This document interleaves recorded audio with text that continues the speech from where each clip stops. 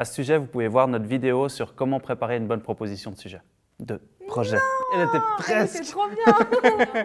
Lorsqu'on se lance dans un projet, il n'est pas rare de vouloir tout prendre en main. Mais même lorsqu'on a une équipe extrêmement compétente, on ne peut pas être expert dans tous les domaines. Dans cette vidéo, on va vous parler de ce que c'est un partenaire de projet, vous donner des conseils pour créer des partenariats et pour les garder.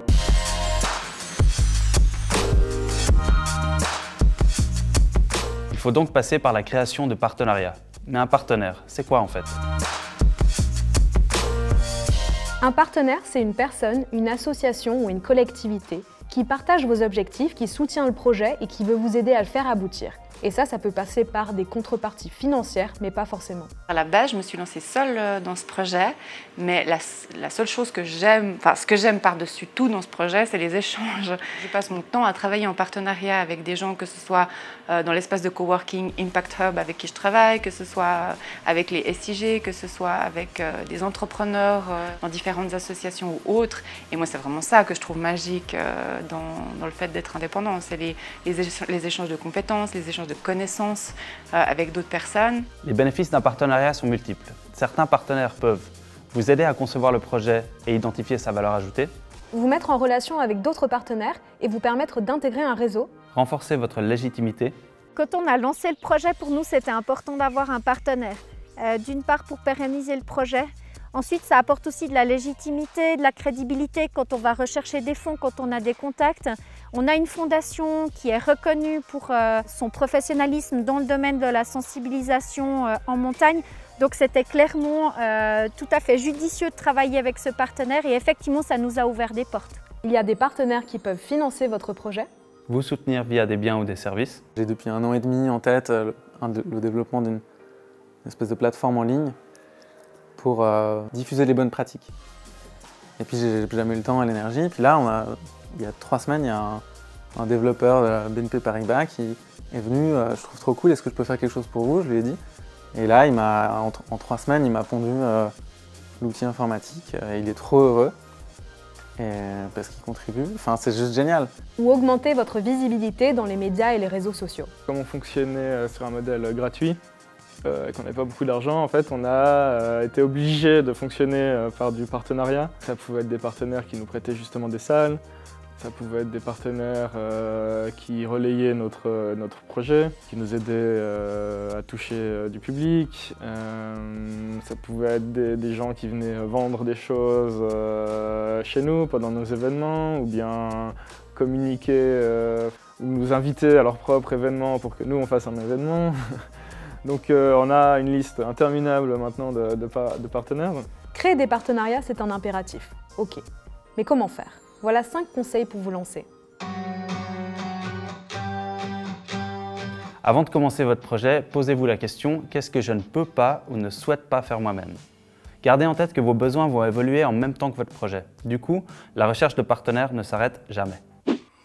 Bonsoir, est-ce que vous serez intéressé à sponsoriser un concert qu'on organise demain? Quand vous savez de quoi vous avez besoin, faites des recherches internet. Parlez-en autour de vous, à vos amis, votre famille, activez votre réseau, activez le réseau de votre réseau. LinkedIn, c'est un bon moyen de rentrer en contact avec des personnes que vous ne connaissez pas. Et ensuite, vous pouvez faire le tri entre les partenaires en identifiant ceux qui sont le plus pertinents. Pour les acteurs plus informels, n'hésitez pas à utiliser un téléphone. Ça leur facilite la vie et la vôtre aussi. La première chose, c'est voilà, j'ai fait un petit tour sur les moteurs de recherche pour regarder un petit peu les boutiques éco-responsables qu'il y avait dans le rayon géographique que je recherchais, c'est-à-dire entre Genève et Lausanne, pour les questions de logistique et de proximité. Et puis après, voilà, tout simplement, je les ai contactés en leur passant un petit coup de fil, en leur mettant un petit email, pour leur expliquer sans grande présentation très longue, juste leur expliquer un petit peu le concept, mon idée, l'envie de partenariat que j'avais et pourquoi je les contactais. Et puis voilà, ça s'est fait naturellement. La plupart d'entre elles sont revenues vers moi en disant qu'elles étaient intéressées pour en savoir plus. Et puis on s'est soit rencontrés physiquement, mais la période n'était pas forcément évidente, ou alors on s'est simplement appelé ou fait une visioconférence pour échanger. Et puis voilà, ça s'est fait assez facilement. Pour le contact des personnes pour les événements, on a commencé avec mon groupe par faire un template du mail qu'on a envoyé aux différents intervenants qu'on avait envie de contacter pour cet événement en question. On a fait un mail très formel Donc toujours, on a commencé par email et pas par téléphone parce que on voulait quand même bien présenter la semaine, avoir quelque chose de bien structuré. Donc on a commencé par décrire la semaine de la durabilité, c'est tel projet, etc. En particulier, nous aimerions vous inviter pour l'événement. Puis ensuite, on a décrit qu'est-ce que la personne pourrait faire pour l'événement, pourquoi est-ce qu'on contacte cette personne et pas quelqu'un d'autre. Puis finalement, on a clôturé de façon très formelle, mais avec numéro de téléphone ou autre. Beaucoup de nos intervenants, ils sont très habitués à faire des événements et ils en ont beaucoup. Et du coup, c'est quand même important de mettre en avant le projet pour que ça attire leur attention et qu'ils soient intéressés. Ensuite, on attendait, je pense, 1 à 2 semaines pour recontacter les personnes. Et puis, s'ils ne répondaient pas après la 2e fois, on passait à quelqu'un d'autre. Et une chose que j'ai fait plusieurs fois pour éviter des soucis où on contacte 2 personnes, puis on attend qu'une réponde et puis ensuite que l'autre répond, puis ensuite les 2 ils disent oui. C'est arrivé et c'était très gênant. Mais pour éviter ça, ce qu'on a fait, c'est que par exemple la 2e fois qu'on a contacté la personne, on lui a dit si vous pouvez nous répondre jusqu'à telle date, ce serait super, autrement nous contacterons quelqu'un d'autre. On fixait un délai, comme ça on savait qu'à partir de cette date, on pouvait directement contacter quelqu'un d'autre. Et souvent, la personne répondait au 2e mail. Donc ça, c'est quelque chose à prendre en compte. Parfois, le 1er mail, les gens ne voient pas, mais le 2e, souvent on a obtenu des réponses et c'était cool. Informez-vous bien sur la personne que vous contactez. Est-ce que vous avez affaire à une directrice, un secrétaire ou alors quelqu'un qui connaît très bien votre domaine ou pas du tout? Mettez-vous à la place de votre interlocuteur. Quels sont ses besoins? Pensez à ce que vous pouvez offrir. Par exemple, pour une entreprise, ça peut donner une image super positive de s'associer à un projet en développement durable. C'est pas un peu du greenwashing, ça? J'ai rencontré Céline, qui fait partie du groupe d'étudiants qui a créé Mission d'AU. Ils sont arrivés avec leur idée de module de sensibilisation pour les 10-12 ans, sous forme d'un kit pédagogique pour les enseignants, mais aussi plus tard d'une application smartphone et des différentes choses. Évidemment que nous, on a tout de suite adhéré à cette idée-là. Tous les projets d'éducation à l'environnement qui se déroulent en montagne, nous intéressent. Donc on a évidemment participé au lancement de leur projet, avec un petit soutien financier, mais aussi avec notre réseau, nos différentes compétences qu'on peut mettre à disposition. Pour nous, l'intérêt il est relativement simple, c'est qu'il y a un groupe de personnes qui ne viennent pas forcément du milieu environnemental, mais qui apportent leurs compétences, leur savoir-faire, leur savoir-être au service d'un projet de Summit Foundation potentiellement, ou avec Summit Foundation. Donc des gens qui viennent du marketing, qui viennent du commerce, qui viennent de tout un tas de milieux, qui tout à coup se mobilisent pour une cause environnementale. Pour nous, c'est super intéressant parce qu'il y a tout à coup 5 gens qui vont investir 1000 heures de travail pour faire naître un projet. On n'a pas, nous, 1000 heures de travail à investir dans la naissance d'une idée, si on veut.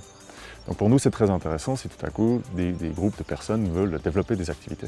Vous devez être précis et réaliste. Votre demande doit correspondre au type d'aide que le partenaire peut fournir. On organise une soirée vegan et on voulait savoir si vous pouvez faire le traiteur pour nous. Pour les demandes financières, renseignez-vous également sur votre futur sponsor. De quel montant est-ce qu'il traite en général? Si vous demandez 3 000 francs à une fondation qui a l'habitude d'en offrir 300 000 par projet, votre dossier ne sera même pas ouvert.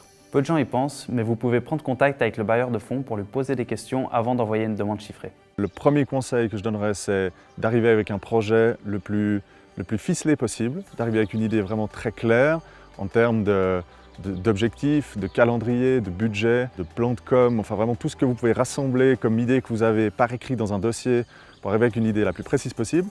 Et puis, à contrario, d'arriver avec la plus grande ouverture d'esprit possible aussi, parce que l'idée que vous allez échafauder, elle va correspondre que partiellement aux objectifs de l'organisation que vous allez contacter. Donc d'arriver avec un plan le plus carré possible pour rassurer, mais en même temps avec beaucoup de flexibilité et d'ouverture pour que votre plan puisse devenir aussi celui de votre partenaire. Si vous contactez des partenaires par email, pensez à insérer une signature professionnelle dans laquelle vous mettez vos informations de contact, le nom du projet, son logo et votre position dans le projet. Pour les demandes conséquentes, préparez un dossier solide adapté à votre partenaire qui montre que votre projet, c'est du sérieux.